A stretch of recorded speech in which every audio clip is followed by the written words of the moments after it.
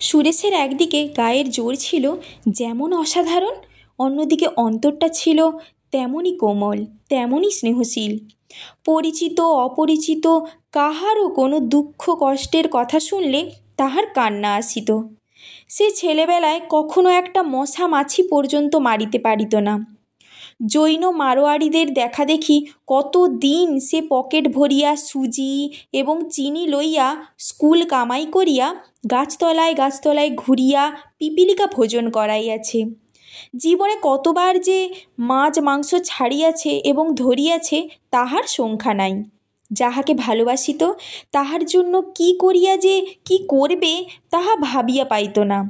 স্কুলে মহিম ছিল ক্লাসের মধ্যে সকলের চেয়ে ভালো ছেলে, অথচ তাহার গায়ের জামাকাপড় ছেঁড়া খোঁড়া, পায়ের জুতা জীর্ণ পুরাতন, দেহটি শীর্ণ, মুখখানি ম্লান।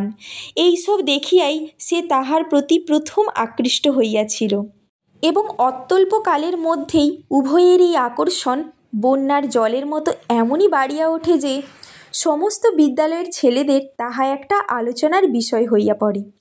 মহিম ছাত্রবৃত্তি পরীক্ষায় বৃত্তি পাইয়া এই 4টি টাকা মাত্র সম্বল করিয়া কলকাতায় আসে এবং স্বগ্রামস্থ একজন মুদির দোকানে থাকিয়া স্কুলে ভর্তি হয়।